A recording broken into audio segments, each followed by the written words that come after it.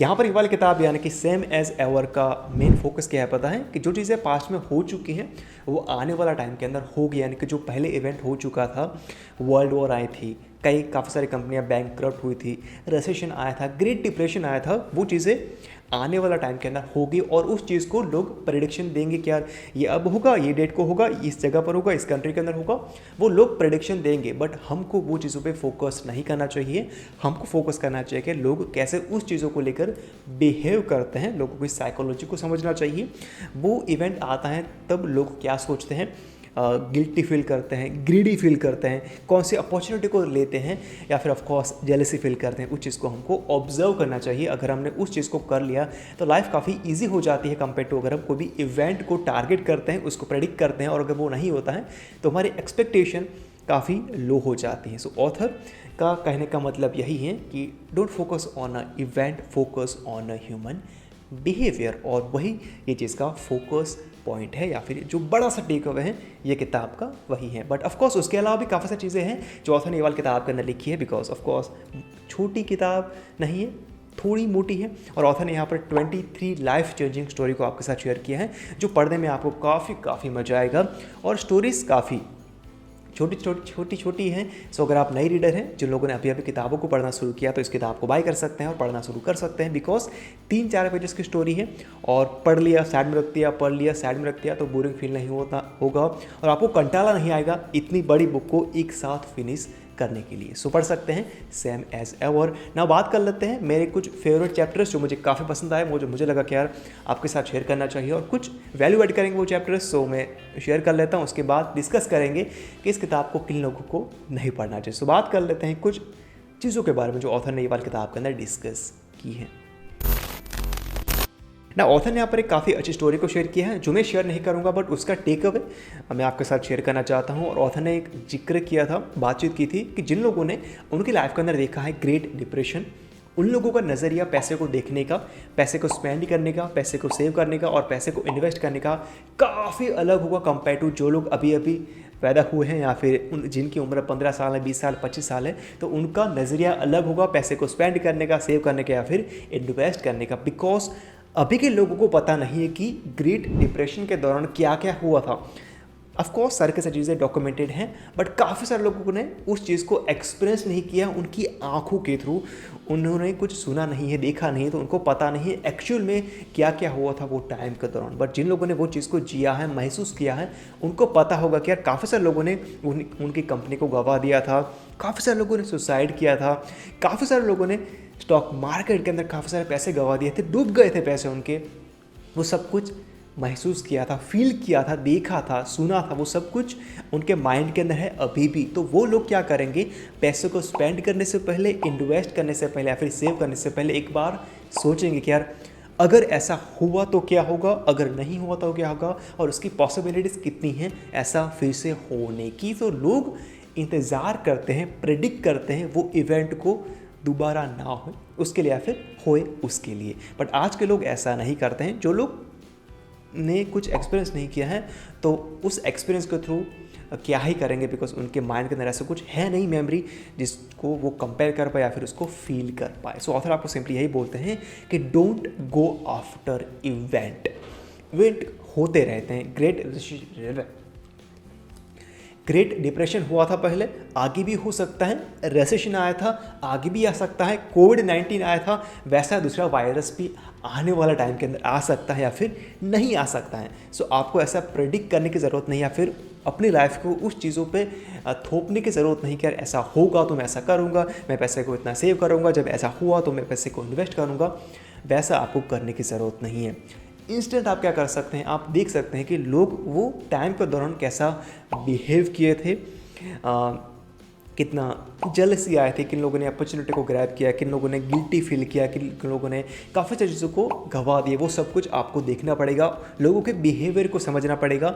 और वो चीज़ को आपने समझ लिया तो आप लाइफ के अंदर काफ़ी सारी चीज़ें काफ़ी सिंपल तरीके से हासिल कर पाएंगे। बिकॉज आपको पता है कि लोग कैसा बिहेव करेंगे अगर कोई इवेंट आता है तो। और मैं कोई भी बड़ा इवेंट की बात नहीं कर रहा हूँ, आपके छोटे से बिजनेस के अंदर या फिर बड़े से बिजनेस के अंदर कोई लोग आते हैं, कुछ चीज़ों को करते हैं तो आपको पता चल जाएगा कि यार अगर मैं ऐसा करूँगा तो लोग ऐसा बिहेव करेंगे, ऐसा नहीं करूँगा तो ऐसा बिहेव नहीं करेंगे, मेरी कंपनी ऐसा करेगी तो मैं ऐसा बिहेव करूँगा, मेरे एम्प्लॉयज़ ऐसा बिहेव करेंगे। तो आपको पता होगा कि यार लोग कैसे सोचते हैं, सर्टन इवेंट आता है तभी। तो आपको फोकस करना चाहिए लोगों के बिहेवियर पे, ना कि जो एक स्पेसिफिक इवेंट आने वाला है उस पर आपको फोकस करना चाहिए। So focus on a human behaviour, उसको समझो, उसको स्टडी करो, और वही इस किताब के अंदर आपको देखने को मिल जाएगा। थ्रू आउट द बुक जितने भी स्टोरीज ऑथर ने शेयर की हैं 23, वो सारे के सारे डिपेंडेंट हैं लोगों के इमोशन के ऊपर, उनकी ग्रीड, अपॉर्चुनिटी, जेलेसी या फिर ऑफकोर्स फियर के ऊपर सारे के सारे स्टोरी हैं। और उसको पढ़ने के बाद कुछ रियलाइज़ होगा कि यार लोग कैसे डिसीजन लेते हैं उनके एक्सपीरियंस के थ्रू। बिकॉज मेमोरी नहीं होगी तो कैसे ही कोई लोग डिसीजन लेंगे, एक्सपीरियंस नहीं उन्होंने महसूस किया होगा, देखा होगा, सुना होगा, तो कैसे डिसीजन लेंगे। एक्सपीरियंस होगा, मेमोरी होगी तो कुछ चीज़ें आगे होगी, अगर कुछ होगा नहीं माइंड के अंदर तो कैसे आगे स्टेप ले सकते हैं। चैप्टर नंबर 17 के अंदर ऑथर ने ये वाली किताब के अंदर एक स्टोरी को शेयर किया है और वो है इन्वेंशन के ऊपर। सो सबको पता है कि यार बल्ब का इन्वेंशन किसने किया, इन्वेंट किसने किया, थॉमस एडिसन ने। बट ऐसा था नहीं। 1802 के अंदर एक इंसान था जिसका नाम था ये, इनका पिक्चर मिला, फोटो मिला तो आपके सामने प्रकट कर दूंगा, नहीं मिला तो नाम से ही काम चला लेना। तो उन्होंने क्या किया था 1802 के अंदर, बल्ब को बना ही दिया था। बट दिक्कत कहाँ पर आती पता है, बल्ब काफ़ी ब्राइट था, आप उसको देख नहीं पा रहे थे, काफ़ी आंखें आपकी जल जा रही थी, जैसे कि सन था, अगर आप काफ़ी बार देखेंगे तो आपकी आंखों के अंदर पानी आ जाता था, दर्द होता था। ऐसा हो रहा था जब वो बल्ब को हम देखते थे तभी। और जो बल्ब था वो कुछ सेकंड के बाद ऑटोमेटिकली बंद हो जा रहा था, कंटिन्यूस चल नहीं रहा था। तो वो इंसान ने काफ़ी ट्राई किया उसको बनाने का, बट 1802 के अंदर वो नहीं कर पाए। और उसके बाद कौन आए, थॉमस एडिसन ने क्या किया, जो प्रॉब्लम्स पहले थी वो प्रोडक्ट के अंदर उसको फिक्स किया, री इन्वेंट किया और दुनिया के सामने पेश किया। क्या देखो ये बल्ब है और उसको अभी आप यूज़ करना शुरू कर सकते हैं। इसका मतलब क्या होता है, या फिर उसका टेक अवे क्या है, ये छोटी सी स्टोरी का काफ़ी सिंपल है कि हम सोचते हैं कि यार 10-15 सालों के अंदर इन्वेंशन कुछ भी हुआ नहीं है, कोई नई चीज़ अभी इन्वेंट नहीं हुई है, सब कुछ सेम टू सेम ही चल रहा है दुनिया के अंदर। ऐसा कोई इंसान अभी आया नहीं है जो पहले थे, दूसरे ग्रेटेस्ट महान इंसान उन्होंने जो इन्वेंट किया था वो अभी कोई कर नहीं रहा है। बट ऐसा है नहीं, दुनिया के कुछ ही अभी कोने के अंदर एक इंसान होगा, वो चीज़ों पे काम कर रहा होगा और वो फेल होगा और उसको क्विट करेगा, उसके बाद दूसरा इंसान आएगा, उसको फिर से री इन्वेंट करने की कोशिश करेंगे। यानी कि 20 साल 25 साल या फिर 30 साल के बाद एक नई चीज़ आएगी हमारे सामने जो होगी एक बहुत ही बड़ा नायाब इन्वेंशन। और उसको देखने के बाद हम बोलेंगे कि यार क्या बात है, इसने इन्वेंट कर दिया एक नई चीज़ को। बट ऐसा है नहीं, इससे पहले काफ़ी सारे दूसरे इंसान थे जिन्होंने वो चीज़ को ट्राई किया था बट फेल होते रहे, क्विट करते रहे। और उसके बाद एक इंसान आए जिसने देखा कि यार ये चीज़ काफ़ी सही है बट इसको अलग नज़रिए से देखने की ज़रूरत है, अलग नज़रिए से इसको री इन्वेंट करने की ज़रूरत है, और उसको वो कर देगा और वो ऑफकोर्स हीरो बन जाएगा। सो ऑफकोर्स इन्वेंशन काफ़ी टाइम लेता है, 10 साल 15 साल 50 साल भी लेता है, बट वो चीज़ें होती हैं। और ऐसा होता नहीं कि कोई भी एक इंसान एक चीज़ को इन्वेंट करता है, उससे पहले काफ़ी सारे लोग होंगे जिन लोगों ने इस चीज़ को ट्राई किया होगा बट वो सक्सेस नहीं हुए होंगे। ना वही चीज़ मेरे हिसाब से आपको पता होगी बट उसको हम अलग नज़रिए से देखेंगे। और ऑथर ने कुछ लिखा था उसको मैं आपको सुनाने की कोशिश करूंगा, और वो थी कि focus on a present, don't focus on a past और future, and of course follow the process. जो भी आप कर रहे हैं अपनी लाइफ के अंदर, आपका बिजनेस चला रहे हैं, जॉब कर रहे हैं, कोई भी एग्जाम के लिए प्रिपरेशन कर रहे हैं, तो आप ऐसा मत सोचो कि यार अगर ऐसा हुआ तो मैं क्या करूँगा, ऐसा नहीं हुआ तो मैं क्या करूँगा। So focus on a present, और जो भी आप कर सकते हैं अभी आपके हाथ में जो है, अभी जो आप कर सकते हैं उसको आप करो, ना कि सोचो कि यार अगर ऐसा हुआ तो मैं क्या करूँगा, ऐसा नहीं हुआ तो मैं क्या करूँगा। फॉर एग्जाम्पल, अगर आपने इस किताब को पढ़ने की कोशिश की या फिर आपने बाय किया और आप पढ़ना चाहते हैं तो क्या करें, किताब को पढ़ लें। ऐसा मत सोचे कि यार मैं इस किताब को अभी पढ़ूंगा, कल नहीं पढ़ूंगा, परसों नहीं पढ़ूंगा तो मैं क्या करूंगा, आज नहीं पढ़ता हूँ मैं परसों से पक्का पढ़ लूँगा, बिकॉज अभी मेरे पास काफ़ी सारे दूसरे काम हैं, उसको मैं फिनिश कर लूँगा, उसके बाद जब मैं फ्री होऊंगा तो एक दिन के अंदर इस किताब को मैं फिनिश कर दूँगा। ऐसा आपको सोचने की ज़रूरत नहीं है। अभी इस मूवमेंट के अंदर रहो। आधा घंटा आपके पास है तो इस किताब को पढ़ सकते हैं, उसको साइड में रख सकते हैं। उसके बाद फिर से जब आपके पास टाइम होएगा 15 मिनट, आधा घंटा, जो भी टाइम बचता है आपके पास, उसको इस किताब को पढ़ने के लिए दे सकते हैं। ना कि सोचो कि यार कल पढ़ूंगा, परसों पढ़ूंगा, उसके बाद पढ़ूंगा, वो सब कुछ सोचने की आपको ज़रूरत नहीं है। और ऐसा ही ऑथर ने एक एग्जाम्पल दिया है जो ऑफकोर्स मैं आपको पढ़ के सुनाऊंगा, जो ऑफकोर्स हमने लिखा था हमारे वेबसाइट के अंदर, जिसका नाम है bookstock.com। इसकी लिंक मैं प्रोवाइड कर दूंगा डिस्क्रिप्शन एरिया के अंदर। और वो था permanent information and expiring information. Now permanent information क्या होता है कि जो चीज़ें सेम टू सेम रहने वाली, यानी कि सेम एज एवर, लोगों का बिहेवियर चीज़ों को लेकर बदलने वाला नहीं है। अगर उनकी कंपनी के अंदर कुछ बुरी चीज़ें हुई है तो वो ऑफकोर्स इमोशन उनका बुरा ही आएगा, अच्छी हुई है तो अच्छा ही आएगा। वो आपको पता है कि लोग कैसा फील करेंगे अगर कुछ सिचुएशन आ जाती है उनके लाइफ के अंदर। तो कंपेयर टू एक्सपायरिंग इन्फॉर्मेशन क्या होती है, वो होता है एक इवेंट कि यार ये चीज़ इस टाइम के ऊपर होने ही वाली है। फॉर एग्जांपल कोई भी कंपनी है जो लिस्टेड है स्टॉक मार्केट के अंदर, तो वो अपना साल के अंत के अंदर या फिर क्वार्टरली रिजल्ट लोगों के सामने प्रकट करने ही वाली है। वो ऑफकोर्स आपको पता है कि ऐसा होने ही वाला है, और ऑफकोर्स ऐसा होगा ही बिकॉज वो कंपनी करेगी, बिकॉज वो लिस्टेड है स्टॉक मार्केट के अंदर। फॉर एग्जांपल माइक्रोसॉफ्ट है, टेस्ला है, एप्पल है, टाटा मोटर्स है, टाटा पावर्स हैं, TCS है या फिर रिलायंस है। सो वो अपने क्वार्टरली रिजल्ट लोगों के सामने देते ही हैं और देने ही पड़ेंगे बिकॉज वो लिस्टेड कंपनी है। तो वो हो गई expiring information. So focus on the process and movement में रहना सीखो एंड देखो कि यार लोग कैसे बिहेव करते हैं सर्टेन चीज़ों को लेकर। अगर आपने वो चीज़ों पे फोकस ज़्यादा किया कंपेयर टू किसी भी इवेंट पे, तो आपकी लाइफ काफ़ी शांत हो जाएगी और आप काफ़ी शांत इंसान हो जाएगा और चीज़ें आपको काफ़ी क्लियर तरीके से दिखने लग जाएगी।